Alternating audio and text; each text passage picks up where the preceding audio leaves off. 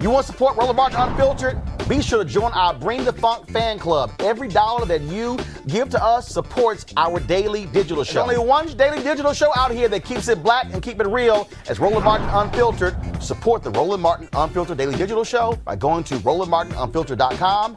You can make this possible. We have not heard anything from Republicans in Minnesota. We've heard from the mayor, from the governor. We've heard from all these Democrats. Republicans have been eerily silent. Today on The View, Meghan McCain weighed in on this.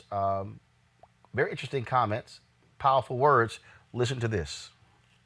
There was huge amounts of protesters that took to the streets last night, and I think people are sitting in their homes and seeing what is blatantly a murder of a man on camera. And George Floyd, I watched the entire video. I know we didn't want to show the entire thing, but it's very graphic. It's very violent. The police officer has his knee on his neck. In the video, there are bystanders screaming that he can't breathe. He says, "I can't breathe." He asks for water. And then you see his body go limp, and then you see them dragging him, and you see liquid in the spot where he was because he has clearly been suffocated. It is very violent, very. And I think when you're sitting at home and seeing a blatant murder of an unarmed black man on video, you can understand why people are reaching a fever pitch, because it doesn't seem like this is stopping. And it's not just happening in Minneapolis, it's happening all over the country, everywhere. This is a systemic problem nationally. And what's interesting on top of that is ABC had released footage this morning of George when he was originally arrested, and he's not resisting and he's not struggling. They handcuff him and take him to the side of a wall, and he's being very compliant in every way. So I think the question that so many of us have is, how do you go from being someone who's not resisting arrest, who seems to be completely complying with police officers, to having your neck suffocated 9 minutes later and you dying? And I think these police officers should 100% be on trial for murder. They are clearly already on trial in the court of public opinion, but I don't know how much more communities across the board, not just African-American communities, but Americans in general, can withstand this, especially at this moment in time when there's so much anger and so much frustration. And I really worry about these kind of riots going across the country, because I just don't think Americans can handle this anymore. It's just so blatant and egregious. And, you know, apparently if you are a police officer, and I would like to say there are great police officers everywhere, it's not a blanket statement, but when you see people like this who are just going to murder someone in broad daylight, it obviously puts a mark on all of them. But the reality, Scott, Amisha, Robert, America isn't sick of this. Because if I take this thing back, if I take it back, and in fact, I got a call today because someone was asking me about these other examples of African Americans and impacted. I can just read some names, and let me go back here. I can go back to 2014. That was 6 years ago. America went on with Eric Garner. Took 5 years for the cop to be fired. America went on with Michael Brown. America went on with John Crawford III. America went on with Tamir Rice. America went on with Christian Taylor. America went on with Alton B. Sterling. America went on with Paul O'Neill. America went on with Keith Lamont Scott. America went on with Laquan McDonald. America went on with Akai Gurley. America went on with Walter Scott. America went on with Freddie Gray. America went on with Sandra Bland. America went on with Samuel DuBose. America went on with Ayanna Jones. America went on with Rakia Boyd. America went on with Philando Castile. America went on with Terrence Crutcher. America went on with Trayvon Martin. The reality is, for white America, not all, but for white America, a large percentage, at the end of the day, this is not my problem. Because it's not a priority on the top 5 things they have to deal with on a day-to-day basis. And so as a result, America does go on.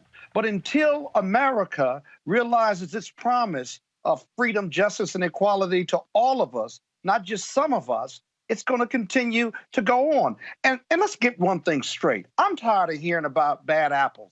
Let me tell you something. Those 4 cops, only one of them killed that George, the detainee. Only one of them did. But those other 3 sat there and watched him do it and didn't come to that detainee's aid, didn't push the cop off. And so if you allow that type of corruption, 10 minutes, we watched the life of this young man go away before us. If you allow that to happen, America allows that to happen, then America is just as guilty as the actors. They're just an agent who's willing to put his knee on that individual's neck. So let's not forgive America or the good cops or other people who are American and liberal and white. Nobody gets forgiven on this. Nobody, starting right now. Because when it continues and America moves on, we're all guilty of it, especially white folks who won't stand up and join us and do anything about it. It's complete bullshit.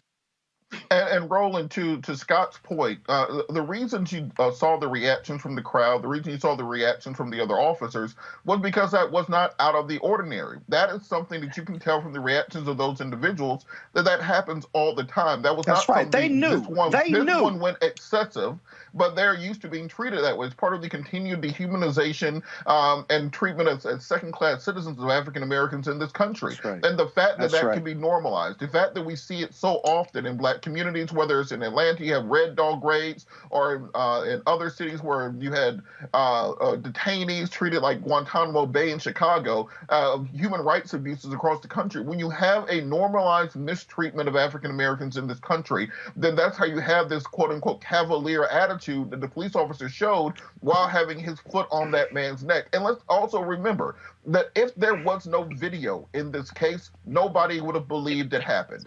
Despite eyewitness testimony and all the people who were there, no one would have ever believed it happened. When you got the police report, it would say that there was a struggle. He tried to escape while attempting to execute a lawful detention. Unfortunately, the person died, and they would have written off that way. Till this day, from the time of Emmett Till, from the time of the Stonewall Rebellion, the word of an African American means nothing in our criminal justice system, and without the unblinking eye of surveillance, many of these crimes would never come to justice.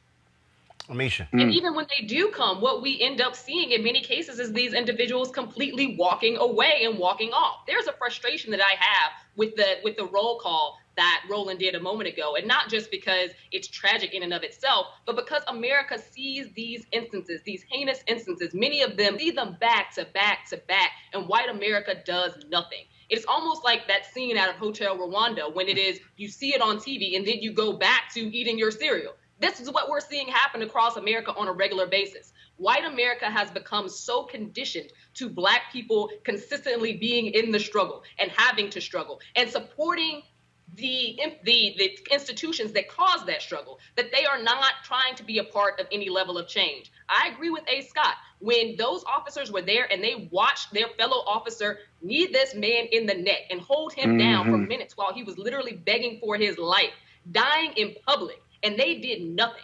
They didn't try to offer some alternative. They didn't try to stop him. Absolutely nothing. Then we have a problem. My father runs a narcotics unit.